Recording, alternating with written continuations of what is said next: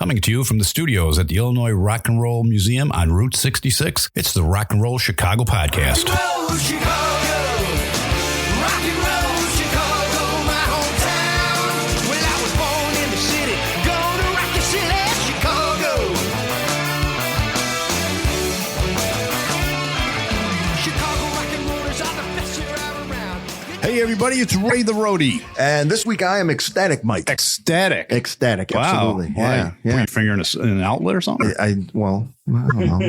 Let's not go there. That could be two things. Okay. No, I'm ecstatic for our guests in the studio tonight. I've been trying to get these guys in here for a long time. Long time. Yeah. I think where was it? It was the studio that we met originally, and you guys knew about this podcast for probably over a year. Yeah, trying to get you guys all in here. We should probably tell everybody who we got in here. We've got Eve Casino in the studio tonight. And our special effects aren't working. Our special effects aren't working. Is this thing? Well, welcome to the studio. Crowd noise. That's what was going to happen there if the button was working.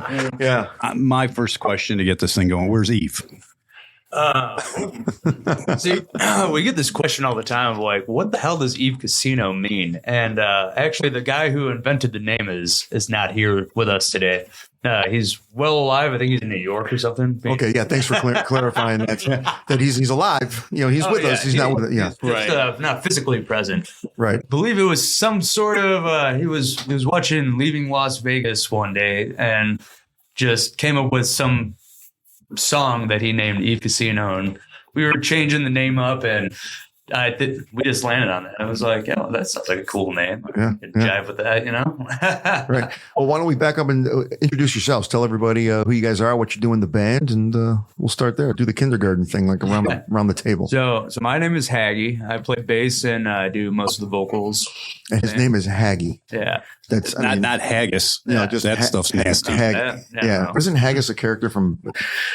There is a character. Is it Haggis? Is it Harry Potter? That's Hagrid. Hagrid. Yeah. Okay, it shows you how much I know. So I don't know. He's named after lambs stewed in a sheep stump. Haggis. And that's what I always start with, you know. Yeah, that's right. That's right. My name is Marco. I play lead guitar. Sometimes I sing, rarely, or sometimes I go by Slick Robinson. We'll get to that later. You know we'll get to that later. Yeah.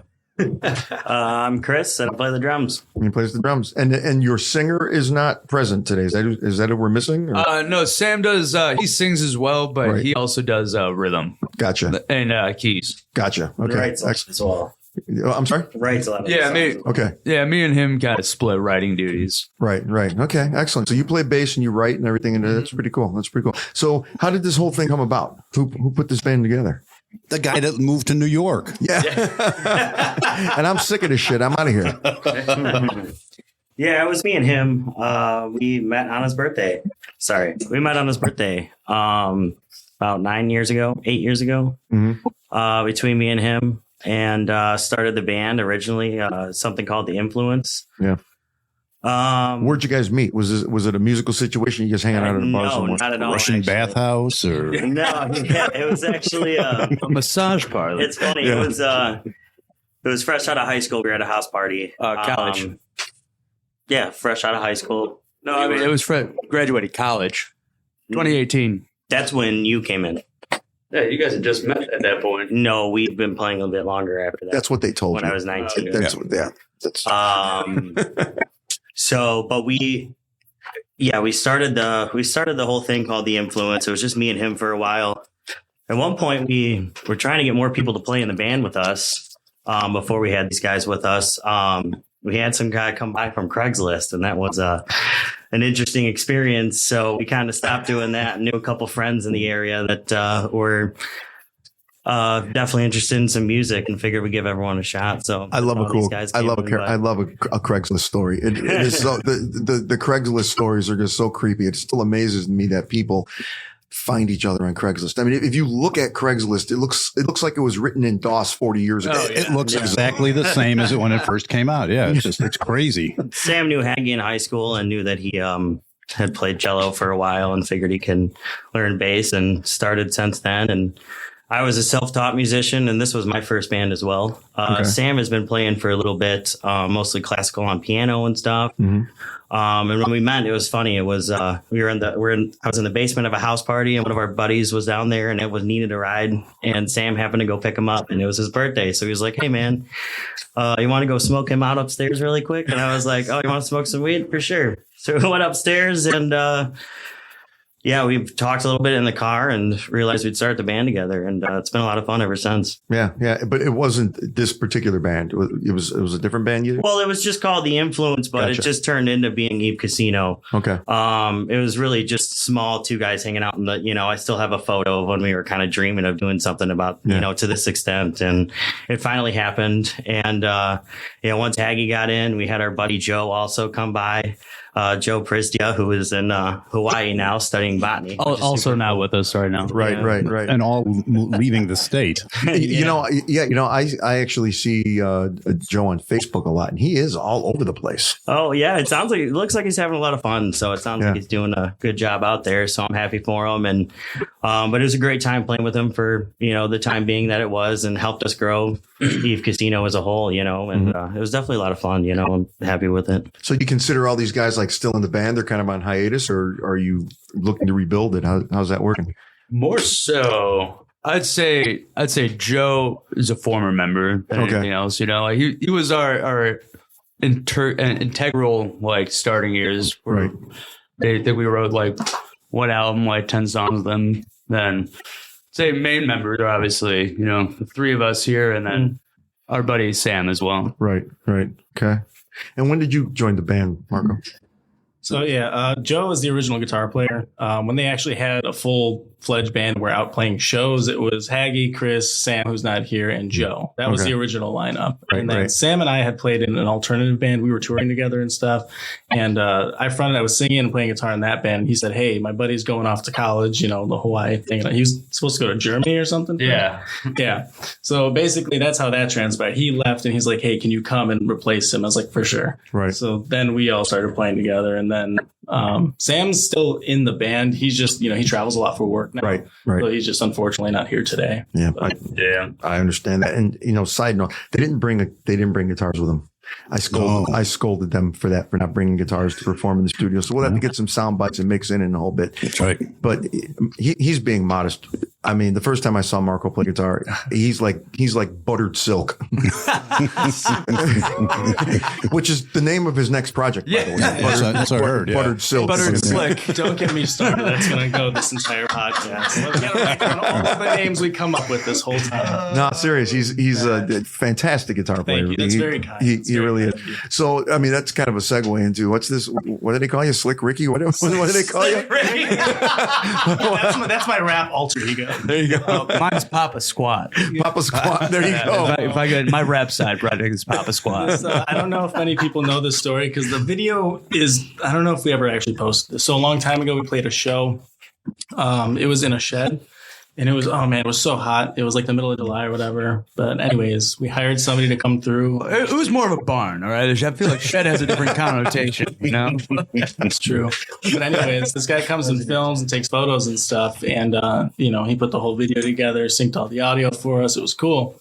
And we had a group chat going, and, I'd never met the guy. And so he just texted us and said, "Hey, what's the correct spelling of everybody's first and last name?" And thinking one person in the band would correct him, I just was like, yeah, put me under Slick Robinson as a joke. So 6 months later, I get the final video and everything. And at the end, it just says the credits and my name's Slick Robinson. I was like, nobody corrected him. So it just stuck. It's like that comedy bit by Ron White. They call me Tater Salad. Yeah. No, pretty much. Yeah. That's hilarious. Man, pretty cool.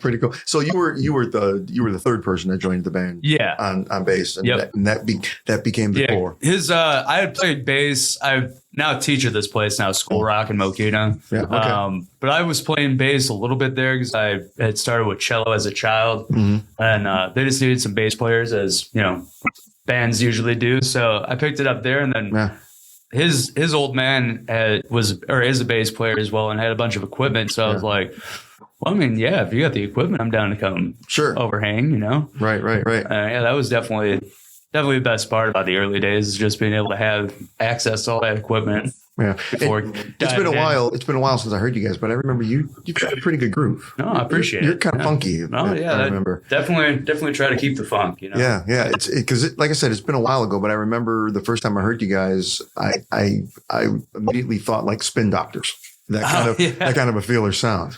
Is that a fair assessment, or what do you guys think you guys sound like? See that? What's our website is something we were just messing around with a Cars song because in our bio it says Cars is one of our inspirations. I'm like, we're gonna have to cover that at some point if we keep saying that. But we kind of just have an amalgamation of like a bunch of different sounds that I don't know. I kind of find our stuff to be just like whatever the stuff that we like. Yeah, it's kind of like the way I like to think about it is Eve Casino is just a salad, you know, but when you stab your fork in, you're not getting everything, you know, like your little lettuce, carrots, maybe. You're not getting a tomato in this bite, but the next bite, you might get some tomato. You know? Yeah. I don't like tomatoes, for the record. That's pretty deep for a guy that don't like tomatoes. Right? That's a deep analogy right there. We're like a salad. Well, yeah, like even our latest That's release the next project, Stuck Salad. Like the last release that we had, it's song "Dirty Money" and "Thought About It." Those are two like kind of sides of our same coin of Eve Casino, but like even "Thought About It" itself kind of mixes a more alternative sound with reggae, and then "Dirty Money" is just more kind of like funk, like got a wailing organ in the back, and I need to get a job. Dirty money won't get me anywhere. I need to get a job. The clean cash won't get me out of here. Once a man, he came and whispered in my ear, I got the bread. I know I said I won't go back, but it's just a life I live. Oh, come on, baby, it's going down. It's going down, going down. It's going down, going down, going down. It's going down. It's going down, going down. It's going down, going down, going down. like I like to always think of ourselves and like the stuff we do is like celebration of like all the different genres that America has to offer, because that's kind of what America is. It's bringing all those things together and celebrating it. Yeah. And you know, we have a song where like it starts off very super psychedelic and ends in kind of like a thrash metal kind of sound, and it can fit along with even some of our slower, like more feely stuff as well. What song? What's that called? That one is Makeshift Memory. That'll be coming out on the full album June 13th, I believe, is when we're releasing the full shebang. You were the primary writer of it? Not that song. So kind of the way it goes, if there's a song that I'm singing, I tend to have written that one, and then same goes for Sam as well. Right. Now, when the band first started, everybody's got a vision in their head, right? Where maybe you had a meeting, you sat down and said, okay, this is kind of stuff we're into or I'm into, and this is kind of like the vision I have for my band. Where you are today, is that anywhere similar to where it was when you started your band all these years ago? Yeah, I mean, honestly, it's kind of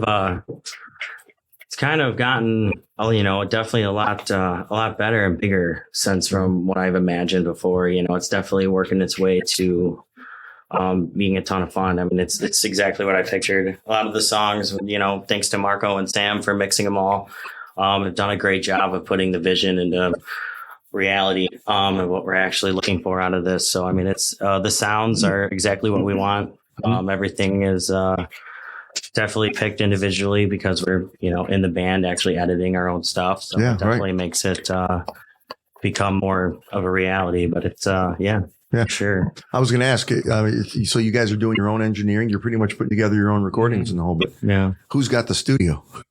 Kind of a mix of both of our spots. In our house, we have more of a practice style studio, and then him and Sam. Yeah, I like to just refer to it as like an overdub studio. It's nothing serious. But yeah, we'll record drums at their place because that's where we rehearse, and it's pretty dead down there. We like the result we get. Right. And then guitars and vocals kind of are done anywhere. We've done vocals at their place, our place. We were in Tennessee. We did bass and guitars for a lot of stuff for this last release. Rented out an Airbnb and just tricked it out. We have all the equipment because between them they do it on the side. Sam used to do it full time. Right. So, I mean, most of the stuff we have is like mobile. So we just packed everything up in a van and then just drove out to Tennessee, up in the mountains. So you had nothing going on, no reason to be there except for the fact you were like, let's just get the hell out of town and go and that was the submerge yourself in music. Yeah, because it's easier for us to focus when we're all just in a place solely to do that thing. Versus when we're here, it's too easy to say, oh, I just got home from work. Let me just take tonight off, guys. We'll do it next week. Yeah, right. It's just too quick. So we were able to get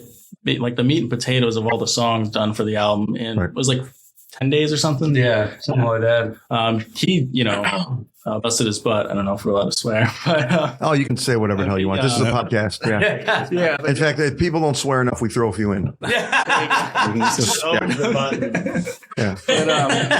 He busted his ass, and the first 3 days basically had all the drums done, and then we had 2 little studios set up, which was cool. So we had like a live tracking room, and then there was multiple rooms and floors of this place, and it had really high ceilings, which was awesome for the drums.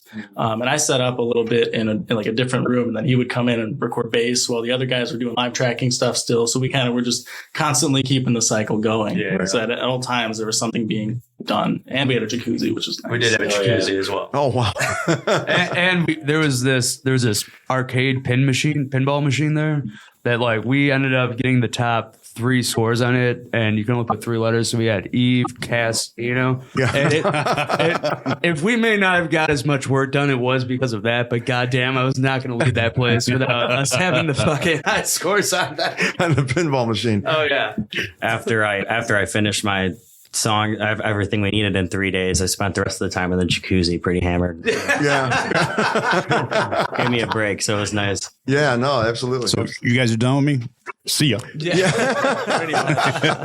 I'm gonna go. Yeah, and I'm gonna meet somebody else new for the band at a massage parlor. That's great. Yeah, I mean that in itself is old school. I mean, bands nowadays don't do that. It's like you gather at somebody's house, or you rent out some studio, or you do something. Mm-hmm. That's what you heard about years ago. That's why all the greatest studios out there are like out in the middle of nowhere. That's why Muscle Shoals is in the middle of a swamp. Just get the heck out of Dodge and submerge yourself in the music. That's pretty cool that you guys did that. Absolutely, it's really true because like we're a band that I've realized over the years we work best together. You know what I mean? We might have stuff that we work on individually, but when we come together is when we really start hashing out the details. And that's what was cool because even though the songs were written, I mean, we were bickering about one song in Just Breathe. I was like, oh man, that should only go 2 times. Like, I don't know, man, 4 times. Like you could solo. I was like, no solo yet, no solo. I was like 2 times. And it worked out because now we're like, okay, we like how it turned out. Yeah, because at first I'm like, no, dude, it doesn't make any sense. What do you do? And then now that we do it that way constantly now, it's like, oh yeah. No, Just Breathe and Lucy's Lullaby was made up separately that day. Well, we ended up turning Lucy's Lullaby into an entire different song in one day to try to figure it out. We ended up putting that in the mix. It was the most random thing, but we ended up having inspiration while we were out there. So that's like this cool jammy compilation after Just Breathe. The first release that we had from this album cycle that we're doing right now. Like Chris said, we just sat down and composed that all in one afternoon, and that was the only one where we had to like nail everything on that. Right. You know what I mean? Right.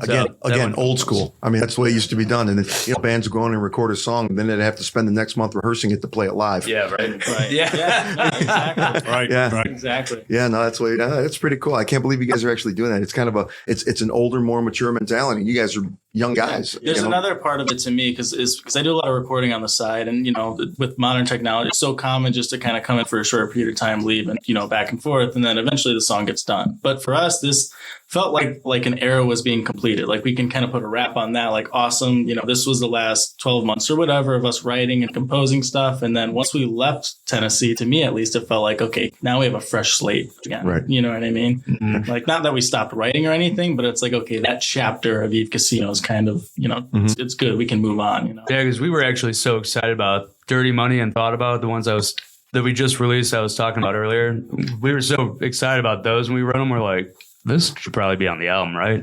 Yeah. That's the only ones that we recorded fully out here. But I mean, if you listen to them, those are probably ones where you're like, oh, I can see why they definitely want to add that. Right. Right. So how long were you in Tennessee doing this work on this album? 10 days. 10 days. Yeah. Wow. 10 straight days. So we had a plan before we went out there of the songs that we wanted to do, and what order we were going to do everything in. Because we would, the way we do things is we live track, and then we only keep the drum take. And then we go back and you go back and you do it all over again. Yeah, exactly. Yeah, again, old school. Yeah, exactly. 10 days, it's like a conclave. Yeah, it is. Got locked in there, white smoke coming out. Oh, there was a lot of white smoke. There was a lot of white smoke coming out for sure. Yeah.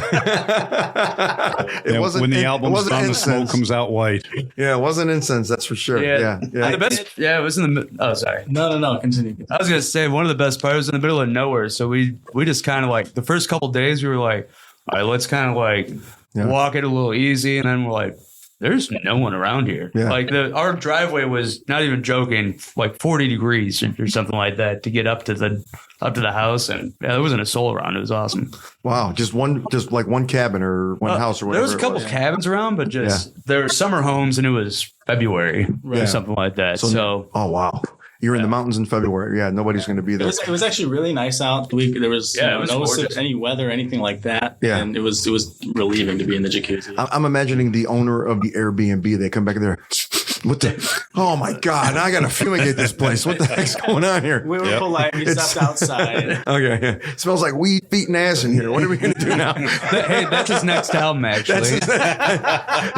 Eve Casino, weed, feet, and ass. The way we had to put back all the furniture after all that was crazy. We we didn't, but we should have taken a picture afterwards. We had to move everything, all of the sides, to be able to fit a drum set in the living room. It was wild for sure. Did you forewarn the owner of the Airbnb beforehand? Yeah. We did ask, We got the idea because the band that Sam and I had been in before, like we did the same thing. We just rented a place out and just, being polite said, hey, this is what we're planning on doing. If you're cool with it. And also they'll give you the heads up on the neighbors too. Yeah, right. Because I've had people be like, I would, but Joe next door doesn't, like noise, whatever. And also just, floors and stuff like that. I want to be courteous, but just pushed everything out of the way, got it set up how we thought was best. And we like to face each other too. I know sometimes people will turn around, which for that live feel, I guess. I don't know. But I really like eyeball. Yeah. When you're rehearsing or recording, I'm the same way. Yeah. I'd rather be sitting here like around the table, so to speak. Right. Yeah. Right. Totally. Yeah. Now, is that the first time you guys ever did anything like that, or is it? Yeah, it is. In our band, him and Sam had done that with the other band, but all together. With this band, that was the first time. Yeah. And how many albums do you have? Do you have full length albums, or is it just singles you're releasing? So the way we're doing this release, because we released an album with Marco called Here's the Thing in 2023, end of 2023. And we realized like a lot of the songs towards the end of the albums didn't get a lot of love just because of the way people ingest music these days. So we are doing this kind of small release, like double singles. And we've done 3 of those for this one. And then we're just releasing the rest of the album here in June. Right. So just something to try and keep stream numbers up for all those songs that would rather have gotten neglected in the album. Mm-hmm. And so far, it's actually been working out really well for us. Yeah, it's easier to give somebody 2 songs as opposed to 10, and they'll more than likely listen to them all the way through. And maybe even again, you know what I mean? Right, so. right. Yeah, if you give them 10, that's like they click on one, they get about halfway through it. Okay, I got it. I got that one figured out. Let's listen to the next one, and they go all the way down. And like you said, the last 3 have no clicks. Exactly. That's the way it goes. And like when we were trying to write albums like old school, like, oh, your last song should be a banger, Yeah. But one of our best songs and favorite songs of the album has no streams. Like, that's kind of a bummer. So this release cycle that we've been doing has been a lot more favorable for us, I'd say. Yeah. Excellent. Well, you're listening to the Rock and Roll Chicago Podcast. Your Sunday nights just got a whole lot bluesier. Get ready for the Bus Stop Blues, a show that takes you deep into the soul of the blues with classic hits, road stories, and live jam sessions. Hosted by bluesman Kevin Purcell and me, the one and only Road Bill. The Bus Stop Blues is 2 hours of non-stop blues, banter, and badassery. Check out the Bus Stop Blues podcast at thebusstopblues.com, where you can listen on Spotify, iHeart, Apple Podcasts, or any other major podcast platform. Hop on board the Bus Stop Blues, where the blues never stops rolling.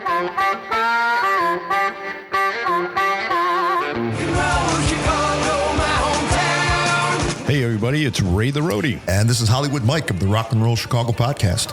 If you've been enjoying our weekly program, we have great news for you.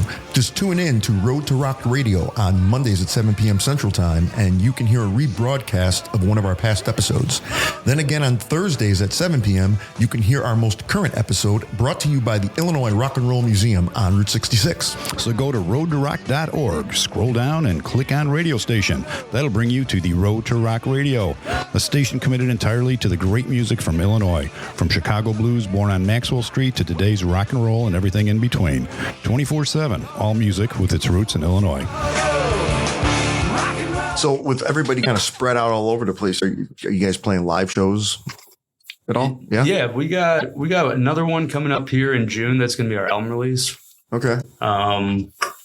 And then What's the date of that and where? that one's at Nick and Ivy's, and I believe. Oh, okay. Yeah. Nick and Ivy's. it's Friday the 13th. That's Nick, right. Nick and Ivy's is going to have your entire band there. Oh yeah. Wow. Good. Yeah. Good for you. Yeah. Yeah. Oh yeah. They Paul's the shit. Like he's a cool helped dude. us out a lot. He's brewed a beer for us. Yeah. I saw that. you know. I've had that beer. It's actually a really good beer. It is. You know. Yeah. No, Paul's good people. I like that place. Yeah, no, it's a lot of fun there. So that's an album release party in June. Yeah. And what do you guys got stuff going on throughout the summer? There's a couple shows. We have a Cubby Bears show at the end of August. Lincolnshire or the city? The city. The city. I don't even know if the one in Lincolnshire is there anymore. I'm not too sure. No. Yeah. I feel like I only know the Cubby Bear in Chicago just because that's Yeah, the one in the famous Lincolnshire, it was it looked like a converted barn, big white building. But it was really nice inside. And they just called it Cubby Bear North. I played there before, but it's been years. I don't even know if it's still there anymore. Yeah, it was down the street from like the Marriott Lincolnshire Theater. Cubby Bear North sounds familiar, but yeah. I don't know. Yeah. Okay. So the one in Chicago you're playing there. Yeah. Yeah, pretty much just that. We're locking in, getting some new songs down. With Sam being out of town a lot, we're transitioning another member into the band. Okay. And it's just trying to just get back to our roots again. And we've had a couple of jams of not having a show to prepare for and nothing to stress for, and it's been really fun to like just kind of chill for a second again, you know? Yep, it does. It does. Going back to something you mentioned earlier, like the music that we used to write before was a lot more jam oriented, a lot more loose, and I don't want to say not rehearsed, but just kind of like we knew the gist of sections, you know? And then as we kind of progressed over the last week, maybe 2 years or so, we've gotten a little bit more specific with certain things like that. And I think now we kind of just want to go back and have a little bit of fun with it again and just, again, put the mics up and hit record and see what happens. You know? But Right. Have you run into Smiley Tillman? I have not actually. I want to go out and see him again because it's been actually a year, almost to the day. That I ran into. Have you ever made it out to his jam? Because you and I had talked about going. I just don't have the time. That's exactly my dilemma because I want to, he's super ecstatic every time I see him, and I want to go out there and hang out and play. But I love the whole band; they're super nice people, and I'm just in the same boat, man. I just don't have the time. You know? Yeah, I got to find it, go out and see him. I keep trying to get him on the podcast here, and he's busy too. Yeah, what we're talking about is God, like you said, it was almost a year ago to the day on Facebook or something. Yeah, Smiley Tillman is, a local blues legend, and he was playing the studio one night, and nobody knew he was playing there because it was like a Wednesday or a Thursday or something like that, and I just happened to stop in there. And you stopped in there for whatever reason or another. I forgot my card. We played that weekend, and I forgot my debit card there. That's right. I was drunk, and I came back to get it, and I was like, I guess I'll hang out. And then I was having a beer, and I was like, look at this. There was like 5 people in this place. Smiley Tillman's up there putting on a show, and And he played sitting on the dock of the bay, and he started doing the whistle at the end of it, and he's trying to get people to whistle. So I walked over back by the soundboard where there's a microphone for the sound guy to talk to the people on stage, and I started doing the whistle. And his eyes perked up, and he looked around because he heard the whistle, and he's like, "Oh my God, we got another musician in the house, right?" And next thing you know, he says, like, "You must be a musician. Come up here and play." And there happened to be this Telecaster hanging on the wall, and I started playing with him. Right, played a few songs with Smiley Tillman, and Marco was there, and I said, "Well, he plays too." And he said, "Well, give him the guitar." So I gave him the guitar, and I sat down and listened. So the two of us were jamming with Smiley Tillman one night. It was a lot of fun, man. Awesome. Yeah, that was a lot of fun. That video, you're right. It was almost a year ago because that a little snippet I think that Laura may have shot that night ended up on Facebook on my time hop, a few weeks ago. Here's another cool story. So I actually, so that same night he hits me up. He's like, "Hey man, I really like, I'm playing the House of Blues downtown." It was like a Thursday or something, like a week to the day. And I was like, "Man, it's interesting because I'm also playing House of Blues that day because I got hired by Nickelodeon to do this like Party 101 thing that they do." So I went and played the big room up there, and then he's like, "Well, run on down if you got time." And it just so happened to be perfect timing for their set. So I played the big room, and then I ran down from backstage. Or I asked the dude to go backstage because I know there's a way. And he's like, "No, you got to go through the crowd, man." So I'm like, "Oh, man." So I'm like, big crowd. And I'm just like squeezing through. Sorry, with my guitar and everything, try not to poke anybody, whatever. Make it to the little dining room that they have there. And he sees me. He's like, "Hey, is that Marco?" And I was like, "Yeah, man." So he called me right up there, dude. And we just got up there. No drummer, just 2 guitars and a bass player, man. It was awesome. That's so cool. Oh, yeah. It was so much fun, man. I saw the video, but I was like, "Were you playing with Smiley Tillman at House of Blues?" Like, I sure was. I was like, I remember that as part of your plans. He's like, it wasn't. And that's funny because the experiences that I've had with him were just completely unplanned, just happened spur of the moment. That's the best, man. It's just so much more organic.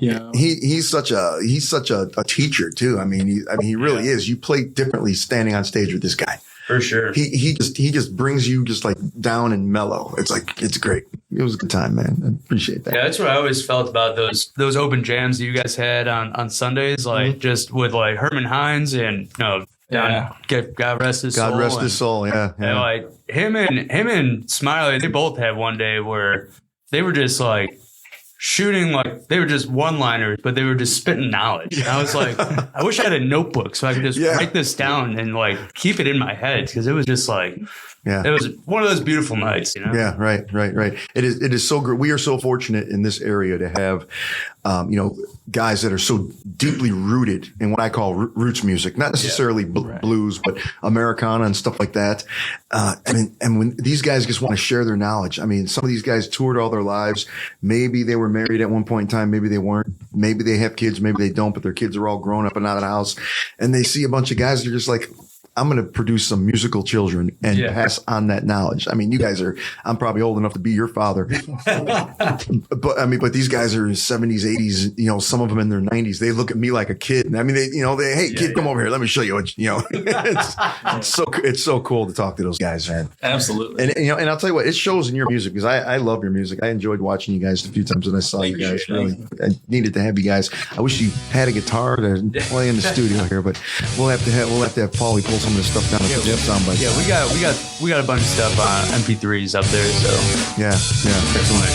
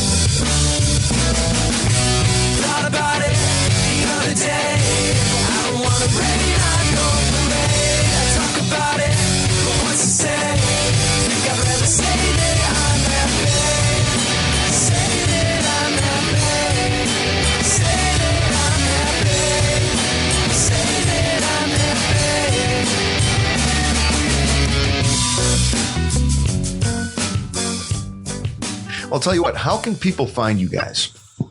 Oh, we got everything on our socials. So either Eve Casino on Facebook or Eve_Casino on Instagram. Right. And this is the bit that I always say on our shows. You can find our stuff on Apple Music, Spotify, Tidal, anywhere you can find good music, anywhere you can find bad music. Right. You can share it, steal it. As long as you give it to someone, we're fine with it. You know? He's practiced that 100 times. There should have been music in the back. That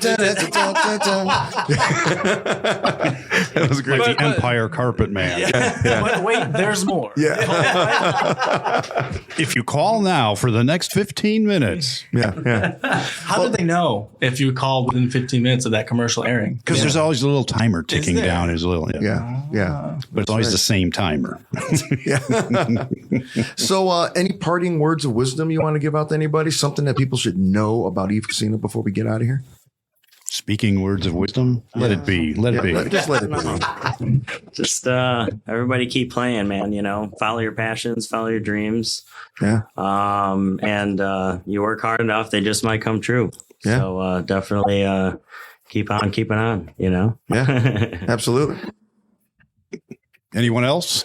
Yeah, I mean, I guess just like going off what Chris said, you won't realize until like you're a main part in the scene until all of a sudden people that I look up to in the scene come to shows and they're like, I can't believe you guys can play like that and like that. Yeah. That's something that warms my soul every time. Yep. I just think a lot about if something feels right, stop worrying about perfection. Especially in this band, it's something that I got taught the hard way. Just forgetting about perfection and just kind of asking myself, does it groove? You know? So that's a musician's thing, but Yep. yeah. 100%. Well, kumbaya, baby. That's right. That's the first time I've ever used the term 100%. Yeah. No. It is, and I'm surprised I've used it because I hate it. It's become that everybody says 100%. I was at ISU for my kid's graduation, and I asked the police officer. I was trying to find my car, and I said to him, "Is there a creek that runs behind that building over there?" He goes, 100%. And honestly, I didn't know what the hell that was supposed to mean. Okay, I guess that means there is. Yeah, there's That's a creek right. back there. Anyways, man, Eve's Casino. Thanks for coming by, guys. Yeah, thanks for coming by, guys. Thank you guys for having us out a lot here. of I fun. appreciate it. Yeah, a lot of fun. Nobody got hurt. No. Hey, before we go, Yeah. where can people get your new album? Oh yeah. That will also be Spotify, Apple Music, wherever you stream. Also, we're gonna definitely have some over down the street, Audio Phil's, a couple of our Oh no kidding. regular record shops. These are going to be vinyl. Yeah, these ones we're going to have vinyls eventually, but they're going to come out CDs first. Okay. Awesome. Cool. Very cool. All right. Thanks a lot. Thank you guys. The Rock and Roll Chicago podcast is edited by Paul Martin. Theme song courtesy of M&R Rush. The Rock and Roll Chicago podcast does not own the rights to any of the music heard on the show. The music is used to promote the guests that are featured. Rock and roll, Chicago. Rock and roll.